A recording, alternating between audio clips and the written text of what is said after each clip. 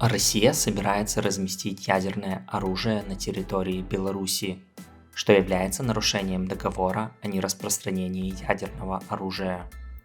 Сегодняшнюю Беларусь нельзя назвать независимым государством, а Лукашенко держится в кресле президента только благодаря силовикам, в том числе российским.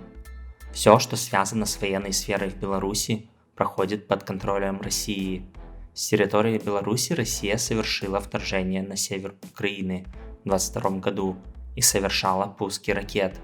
Российская армия опустошает белорусские склады боеприпасов и базы хранения техники для войны с Украиной. Размещение ядерного оружия в Беларуси является элементом российского ядерного шантажа стран Запада, угрозой для Украины, а также попыткой втянуть Беларусь в войну еще больше. Вероятно, если Россия таки решит применить ядерное оружие, то это будет осуществлено именно с территории Беларуси, дабы подставить ее под ответный удар. Юг. После нескольких дней украинских атак на южном направлении и освобождении нескольких сел, линия фронта вот уже неделю остается неизменной. Отмечается, что в прошедших атаках участвовала лишь малая доля украинских сил в виде отдельных батальонов нескольких бригад. Им удалось потеснить россиян на отдельных участках, но в то же время и потери техники они понесли ощутимые. Эти атаки показали, что прорыв российской обороны крайне тяжелая задача, особенно учитывая тот факт, что у россиян имеется превосходство в воздухе.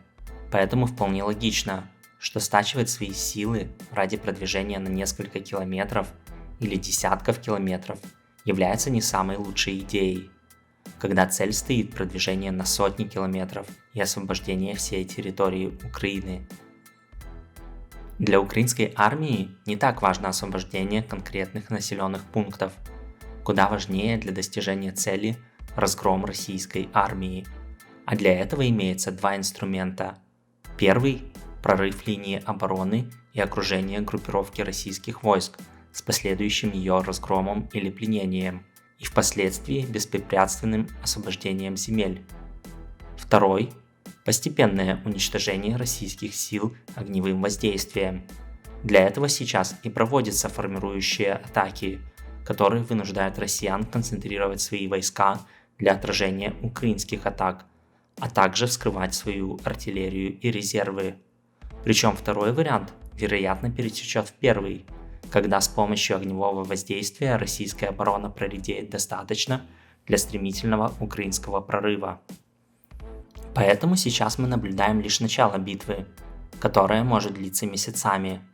Что же касается уничтожения сил, то ранее мы с вами наблюдали передислокацию российских вертолетов на аэродром Бердянска, вероятно, для более оперативного реагирования на украинское наступление на юге и возможность нести большую боевую нагрузку.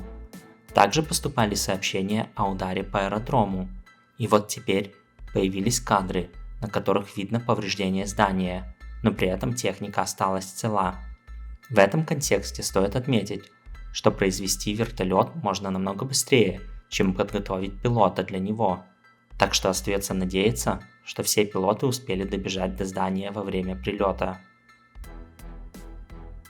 Спасибо за просмотр, буду благодарен поддержке видео лайками, комментариями и не забывайте подписываться.